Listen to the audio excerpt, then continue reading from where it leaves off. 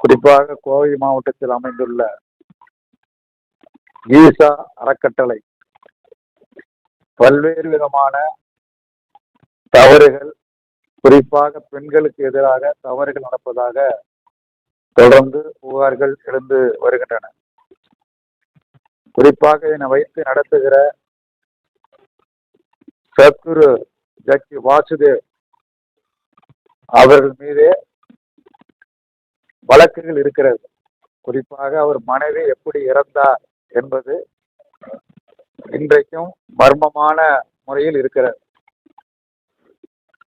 இப்படிப்பட்ட மையத்தில் நன்கு படித்த வசதி வாய்ப்புடைய குடும்பங்களைச் சேர்ந்த இளம் பெண்கள் யோகா கற்றுக்கொள்வது என்கிற பெயரால் இங்கே சேர்க்கப்பட்டு மூளை செலவை செய்யப்பட்டு பெற்றோர்களை கூட வீட்டில் சென்று சந்திக்க முடியாத ஒரு மோசமான அவலமான நிலை தொடர்ந்து நீடித்து வருகிறது. அவருடைய தாயாருக்கு உடல்நலம் சரியில்லை, வந்து பார்க்க வேண்டும் என்று பிள்ளைகளை அவருடைய தந்தை காமராஜர் தொலைபேசி மூலம் தொடர்பு கொண்டு அழைத்தார். வர மறுக்கிறார்கள். தாங்கள் வர முடியாது, வேண்டுமானால் நீங்கள் இங்க வந்து பார்த்து செல்லுங்கள், வீட்டிற்கு வரமாட்டோம், அம்மாவுக்கு ரொம்ப உடம்பு சரியா இல்லை, கவலைக்கிடமா இருக்கிறாங்க, அது குறித்து எங்களுக்கு கவலை இல்லை, இல்லை அவங்க சாப்பிடாம இருக்கிறாங்க, அது குறித்தும் எங்களுக்கு கவலை இல்லை என்று இந்த இரண்டு பெண்களும் தொலைபேசி வாயிலாக பேசியது பத்திரிகைகள்ல ஊடகங்கள்லாம் வெளிவந்திருக்கிறது. அந்த இரண்டு பெண்களும் மொட்டையடிக்கப்பட்டு, பெண்களுக்கு அழகுல ஒன்றும் மிக முக்கியமானது கூந்தல் அழகு, மொட்டையடிக்கப்பட்டு அங்க இருக்கிறார்கள். இந்த படமெல்லாம் வந்திருக்கு, பார்த்துருப்பீங்க. ஜக்கி வாசுதேவருடைய மகள் படிக்க வச்சு திருமணம் செய்து அமெரிக்காவில் நல்ல நிலையில அவங்க இருக்கிறாங்க. இது நீதிமன்றமே கேட்குது. அவங்களுடைய மகள்லாம் ரொம்ப நல்லா இருப்பாங்க, அவங்களை கல்யாணம் எல்லாம் பண்ணியிருப்பாங்க. ஆனால் ஊராவட்டு பிள்ளைய மட்டும் இந்த மாதிரி திருமணம் செய்து கொள்ளாமலும் பெற்றோர்களை பார்க்க முடியாமலும் தடுத்து அங்கேயே மூளை செலவு செய்து வைத்திருப்பார்களா, இது குறித்து விசாரிக்க வேண்டும் என்று சென்னை உயர் நீதிமன்றம் காமராஜ் அவர்கள் தொடுத்த வழக்கில் இப்படியான ஒரு தீர்ப்புகளை எல்லாம் வழங்கி இருக்கிறது. அங்கு ஒரு பெரிய அளவுக்கு நிலங்கள், ஏறத்தாழ 13 லட்சம் சதுரடியில் இந்த யோகா மையம் அமைந்திருப்பதாக கூறப்படுகிறது. அத்தகைய நிலங்கள் அரசுக்கு சொந்தமான நிலங்கள், பழங்குடி மக்களுக்கு சொந்தமான நிலங்கள், ஆதிவாசிகள், மலைவாழ் மக்கள் இவர்களுக்குரிய நிலங்கள், இவையெல்லாம் பலவந்தமாக பறிக்கப்பட்டு இந்த ஈசா மையத்தில் சேர்க்கப்பட்டு இருக்கிறது. இந்த மையத்தில் ஏராளமானவர்கள் தங்கியிருக்கிறார்கள்.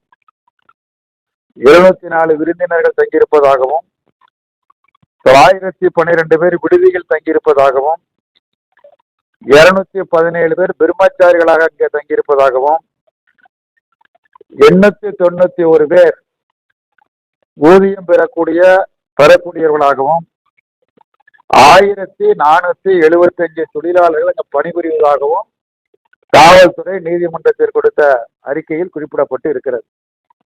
இவ்வளவு பேருக்கு என்ன வேலை என்னன்னு தெரியல. இதுல வெளிநாட்டில் உள்ளவர்கள்லாம் இங்க இருக்கிறாங்க அப்படின்னு சொல்றாங்க. வெளிநாட்டில் உள்ளவங்க இங்க எதுக்காக தங்கியிருக்கிறாங்க, இவங்கெல்லாம் முறையாக அனுமதி பெற்று தங்கியிருக்கிறார்களா என்பதும் தெரியாது.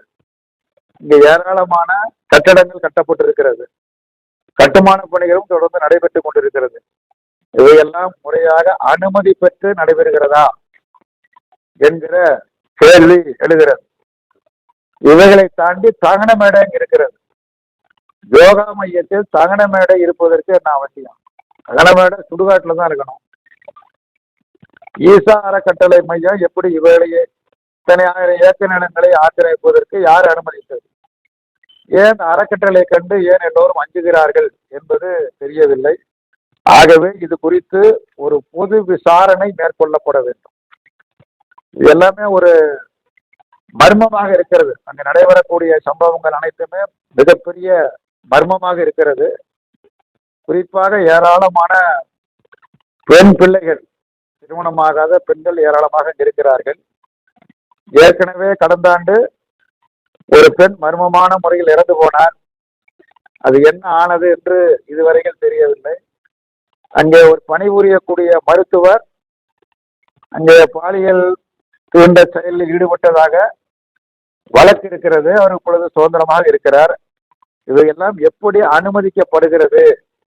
ஆகவே இது குறித்து ஒரு பொது விசாரணை மேற்கொள்ளப்பட வேண்டும் என்கிற முறையில் பொது விசாரணை மேற்கொள்வது மட்டுமல்லாமல் அங்க இருக்கிற குழந்தைகள், பெண் குழந்தைகள் பெற்றோரிடத்தில் ஒப்படைப்பதற்குரிய நடவடிக்கைகளை மேற்கொள்ள வேண்டும். என்ன இதுல கொண்டாந்து ஒப்படைத்து விட்டு போன பெற்றோரெல்லாம் இன்றைக்கு மிகுந்த கவலையில் இருக்கிறார்கள்.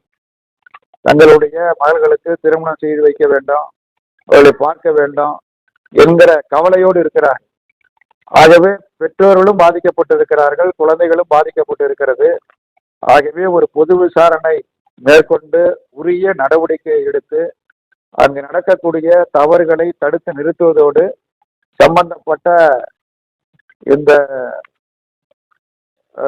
ஜெகத்குரு ஜக்கிதேவ் மீது உரிய நடவடிக்கைகளை மேற்கொள்ள வேண்டும் என்று.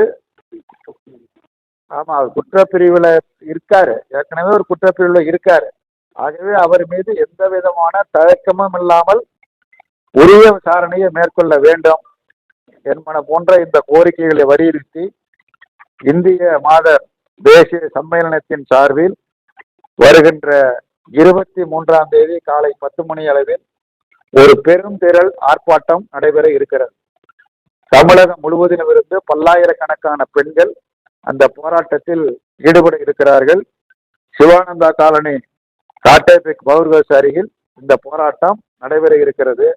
இந்த போராட்டத்திற்கு இந்திய கம்யூனிஸ்ட் கட்சி தனது முழு ஆதரவை தெரிவித்துக் கொள்வதோடு பெற்றோர்களும் பொதுமக்களும் பெண்களும் இந்த போராட்டத்திற்கு ஆதரவு தர வேண்டும் என்று இந்திய கம்யூனிஸ்ட் கட்சியின் சார்பில் அன்போடு வேண்டி கேட்டுக்கொள்கின்றோம்.